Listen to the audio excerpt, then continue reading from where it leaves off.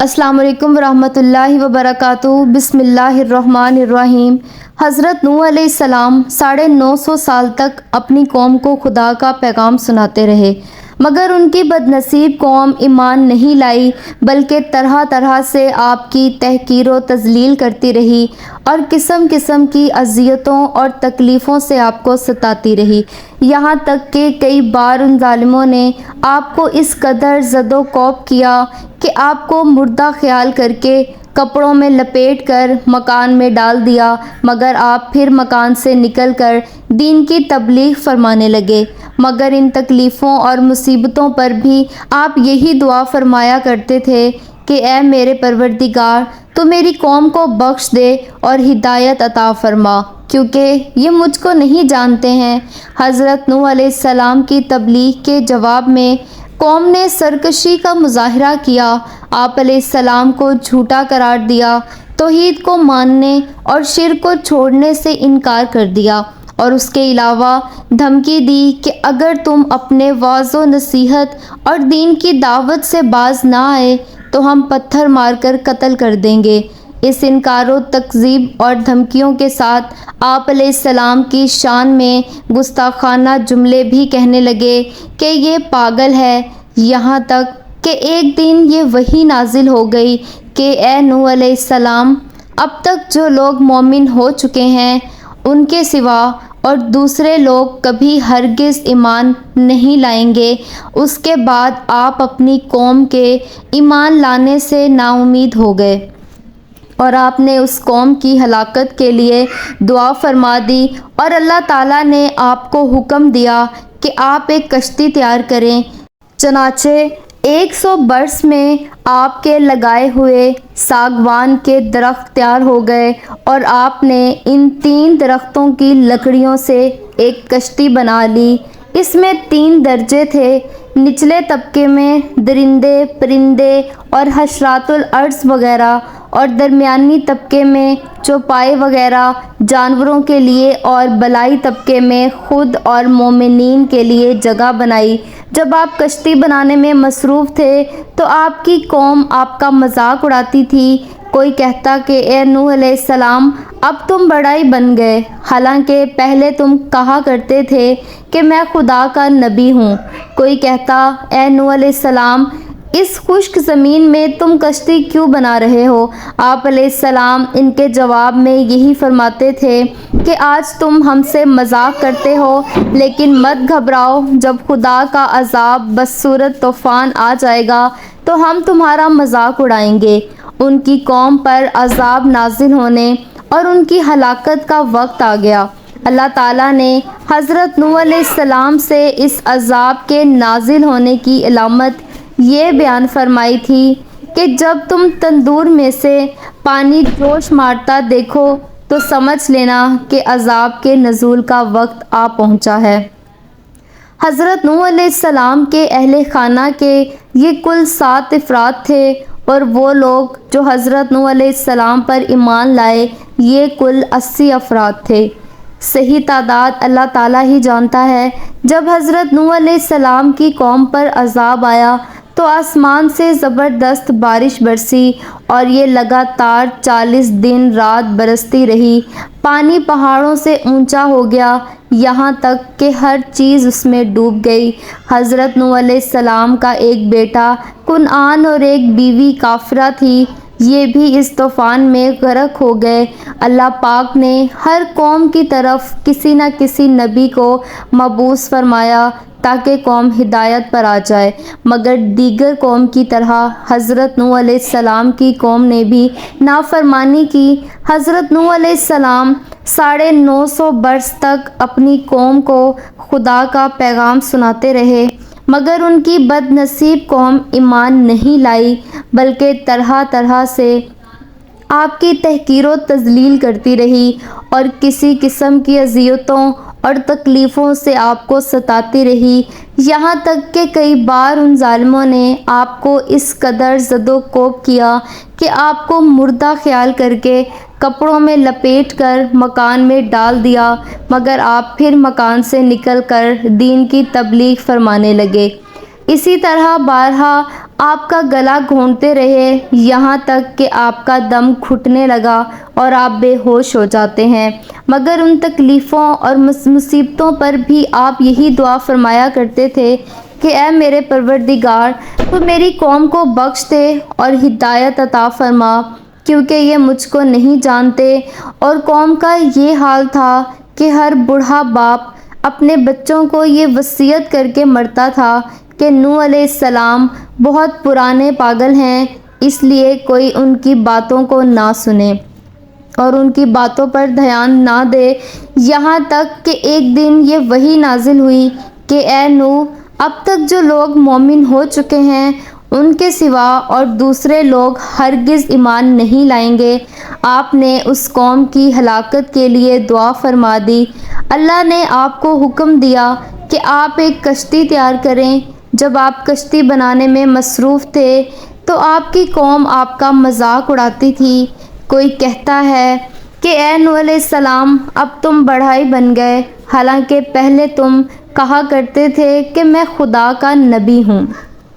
کوئی کہتا اے نوح علیہ السلام، اس خشک زمین میں تم کشتی کیوں بنا رہے ہو؟ کیا تمہاری عقل ماری گئی ہے؟ غرض طرح طرح کا مذاق اور بدزبانیاں اور طعنہ بازیاں کرتے رہتے تھے۔ آپ ان کے جواب میں یہی فرماتے تھے کہ آج تم ہم سے مذاق کرتے ہو، لیکن گھبراؤ مت، جب خدا کا عذاب بصورت طوفان آ جائے گا تو ہم تمہارا مذاق اڑائیں گے۔ پھر جب طوفان آیا تو طوفان میں کشتی والوں کے سوا ساری قوم اور کل مخلوق غرق ہو کر ہلاک ہو گئی۔ حضرت نوح علیہ السلام کی قبر انور کہاں ہے؟ ناظرین، خدائے رب الجلال نے دعوت و تبلیغ کے لیے حضرت نوح علیہ السلام کو منتخب کیا، جنہوں نے 950 سال تک اپنی امت کو راہ راست پر آنے کا درس دیا، تاہم صرف 80 لوگ ان پر ایمان لائے۔ حضرت نوح علیہ السلام کا تعلق حضرت آدم علیہ السلام کی 9ویں یا 10ویں پشت سے ہے، جبکہ شجرہ نسب کے حساب سے آپ حضرت ادریس علیہ السلام کے پڑپوتے بھی ہیں۔ محققین کا کہنا ہے کہ حضرت نوح علیہ السلام نے عراق کے شہر رافع الدین میں تبلیغ کی، کیونکہ اس علاقے میں آپ علیہ السلام کی موجودگی کے آثار ملتے ہیں، جبکہ اس شہر کی تاریخ میں جس اصلاح پسند شخص کا ذکر ہے ان کے احوال حضرت نوح علیہ السلام سے ملتے ہیں۔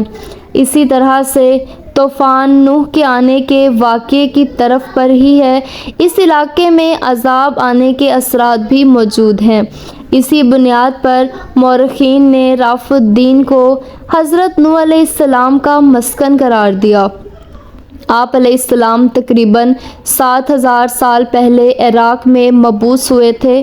حضرت شاذ کے بعد حضرت نوح علیہ السلام نے اپنی قوم کو سمجھانے کی بہت کوشش کی اور عرصہ دراز تک دعوت حق دیتے رہے، لیکن آپ کی قوم ایمان نہ لائی۔ انہوں نے اپنے ہاتھوں سے بنائے بتوں کی عبادت نہ چھوڑی اور اللہ تعالیٰ کی طرف نہ لوٹے۔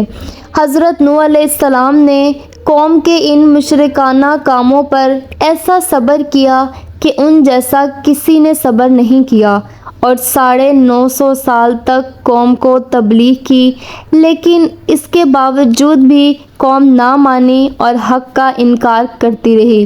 ناظرین، جب حضرت نوح علیہ السلام کی قوم کے افراد نے اپنی زبان سے عذاب کو مانگنا شروع کیا تو آپ علیہ السلام نے اللہ سے دعا کی کہ اے الہی، روئے زمین پر کسی ایک کافر کو نہ چھوڑ۔ یہ دعا قبول ہوئی اور اللہ تعالیٰ نے آپ علیہ السلام کو اپنی نگرانی میں ایک کشتی بنانے کا حکم دیا۔ قوم نے جب آپ کو اس نئے مشغلے میں دیکھا تو انہیں ایک شغل مل گیا۔ لوگ نوح علیہ السلام کا مذاق اڑانے لگے، کہنے لگے اے نوح، یہ کیا ہو رہا ہے؟ تم بڑھائی کب سے بن گئے؟ اے نوح، یہ کشتی کہاں چلے گی؟ تیرا ہر کام عجیب ہے، کیا یہ کشتی ریت پر چلے گی یا پہاڑ پر چڑھے گی؟ حضرت نوح علیہ السلام یہ سب کچھ سنتے اور صبر کرتے رہے۔ پھر ایک دن اللہ کا وعدہ آ پہنچا تو آسمان سے لگاتار بارش برسنے لگی، یہاں تک کہ آسمان چھنی بن گیا۔ جو رہے پانی کو روک نہیں سکتی۔ پھر زمین سے پانی پھوٹ پڑا اور بہہ نکلا، یہاں تک کہ اس نے لوگوں کو ہر طرف سے گھیرے میں لے لیا۔ اللہ نے حضرت نوح علیہ السلام کی طرف وحی فرمائی، اپنے ساتھ ہر اس کو لے لو جو تیری قوم اور خاندان سے تیرے ساتھ ایمان لایا۔ پھر اللہ نے نوح علیہ السلام کی طرف وحی کی کہ اپنے ساتھ ہر جانور اور پرندے کا جوڑا لے لیں، یعنی نر و مادہ، اس لیے کہ طوفان عام ہوگا، اس سے نہ کوئی انسان بچ سکے گا اور نہ ہی کوئی جانور۔ حضرت نوح علیہ السلام نے اسی طرح سے ہی کیا۔ آپ کے ہمراہ کشتی میں ہر وہ شخص تھا جو قوم سے آپ پر ایمان لایا تھا، اس کے علاوہ ہر قسم کے جانور اور پرندے کا جوڑا بھی تھا۔ کشتی ان کو اپنے ہمراہ لے کر پہاڑ جیسی موج میں لے کر چل پڑی۔ قوم کے نافرمان ہر اونچی جگہ اور ہر ٹیلے پر اللہ کے عذاب سے بچنے کی خاطر چڑھے، لیکن انہیں کوئی پناہ نہ ملی اور وہ غرق ہو گئے۔ حضرت نوح علیہ السلام کا ایک بیٹا بھی نافرمانوں میں شامل تھا۔ حضرت نوح علیہ السلام نے اپنے بیٹے کو طوفان میں گھیرے ہوئے دیکھا تو فرمایا، میرے بیٹے، ہمارے ساتھ سوار ہو جاؤ اور کافروں کے ساتھ نہ رہو، مگر وہ نہ مانا اور پہاڑ پر چڑھ گیا، مگر پانی کی ایک موج نے اسے لپیٹ میں لیا اور وہ غرق ہو گیا۔ حضرت نوح علیہ السلام اپنے بیٹے کے بارے میں غمگین ہوئے، آخر وہ ان کا بیٹا ہی تو تھا۔ نوح علیہ السلام نے چاہا کہ ان کا بیٹا قیامت کے دن جہنم کی آگ سے بچ جائے، تو انہوں نے ارادہ کیا کہ اللہ کے حضور اپنے بیٹے کی سفارش کریں۔ لہٰذا آپ نے اپنے رب کو پکارا اور کہا کہ میرا بیٹا میرے خاندان سے ہے، تیرا وعدہ برحق ہے اور تو سب حاکموں سے بڑھ کر حاکم ہے، لیکن اللہ خاندانوں کی طرف نہیں دیکھتا بلکہ اعمال کی طرف دیکھتا ہے۔ اللہ مشرکوں کے بارے میں سفارش قبول نہیں کرتا۔ مشرک کسی بھی نبی کا خاندان نہیں ہوتا، اگرچہ وہ اس کا بیٹا ہی کیوں نہ ہو۔ ناظرین، اللہ تعالیٰ نے حضرت نوح علیہ السلام کو اس بات پر تنبیہ کی اور فرمایا، اے نوح، وہ تیرے خاندان میں سے نہیں، اس کا عمل نیک نہیں۔ مجھ سے سوال نہ کرنا جس کا تجھے علم نہیں، میں تجھے نصیحت کرتا ہوں کہ کہیں تم نا واقف نہ رہ جانا۔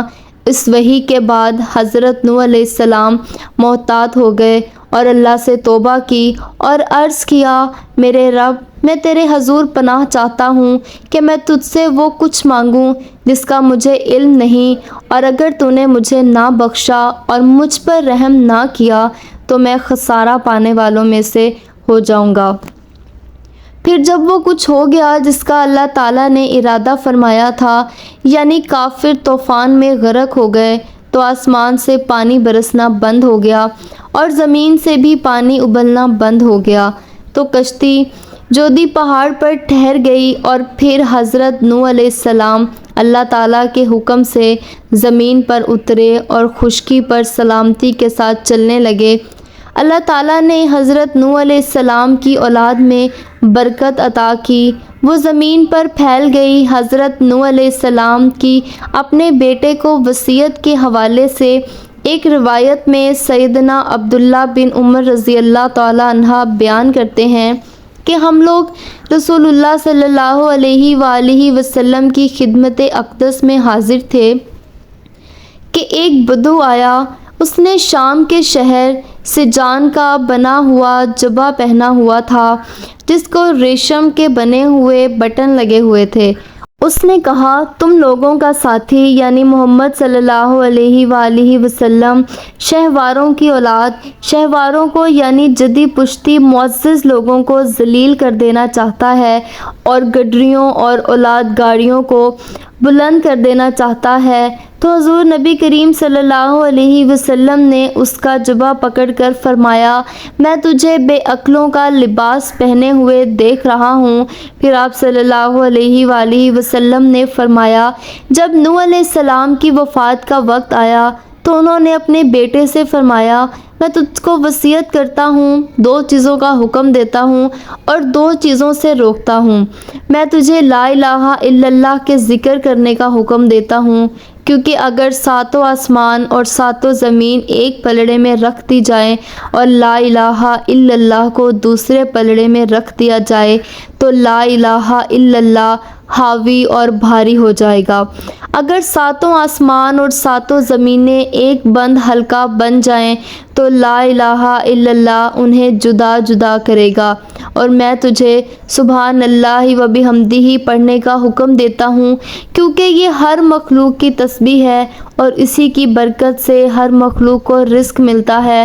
اور میں تجھے شرک اور تکبر سے منع کرتا ہوں۔ میں نے عرض کیا، اللہ کے رسول صلی اللہ علیہ وآلہ وسلم، اس شرک سے تو ہم واقف ہیں، لیکن تکبر کا کیا مطلب ہے؟ کیا یہ تکبر ہے کہ کسی کے جوتے اچھے ہوں، جس کے تسمے خوبصورت ہوں؟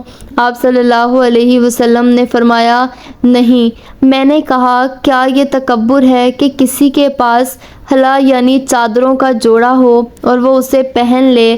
آپ صلی اللہ علیہ وسلم نے فرمایا، نہیں۔ میں نے کہا، یہ کہ کسی کے پاس سواری کے لیے جانور ہو؟ فرمایا، نہیں۔ میں نے کہا، یہ ہے کہ کسی کے دوست ہوں جو اس کے پاس بیٹھتے ہوں؟ آپ صلی اللہ علیہ وآلہ وسلم نے فرمایا، نہیں۔ میں نے عرض کیا، یا رسول اللہ صلی اللہ علیہ وآلہ وسلم، پھر تکبر کیا ہے؟ تو آپ صلی اللہ علیہ وآلہ وسلم نے فرمایا، حق کا انکار کرنا، لوگوں کو حقیر جاننا۔ اس سے مسند احمد میں روایت کیا گیا ہے، جب حضرت نوح علیہ السلام کشتی میں سوار ہوئے تو اس وقت ان کی عمر 600 سال تھی۔ قرآن مجید کے الفاظ کے سیاق سے پتہ چلتا ہے کہ حضرت نوح علیہ السلام نبی بننے کے بعد اور طوفان آنے سے پہلے تک اپنی قوم میں 950 سال ٹھہرے، پس طوفان آنے کے بعد کتنی مدت زندہ رہے اس کا علم تو اللہ تعالیٰ کو ہی ہے۔ کچھ تاریخی روایات کے مطابق حضرت نوح علیہ السلام کی قبر مسجد الحرام میں ہے، جبکہ ایک دوسرے گروہ کے مطابق حضرت نوح علیہ السلام کا مزار مبارک لبنان میں واقع ہے۔ اللہ پاک ہمیں بہتر عمل کرنے کی توفیق عطا فرمائے اور ہمارا خاتمہ بالخیر ایمان پر فرمائے، آمین۔ ناظرین، کمنٹس باکس میں اللہ تعالیٰ کے 99 ناموں میں سے ایک نام ضرور ٹائپ کیجئے گا۔ شکریہ۔ اگر آپ کو ویڈیو اچھی لگی ہو اور معلوماتی لگی ہو تو صدقہ جاریہ کی نیت سے ویڈیو کو ضرور شیئر کریں، اور اگر آپ اس چینل پر نئے ہیں تو چینل کو سبسکرائب کر دیں۔ مجھے سننے کا شکریہ۔ اللہ حافظ۔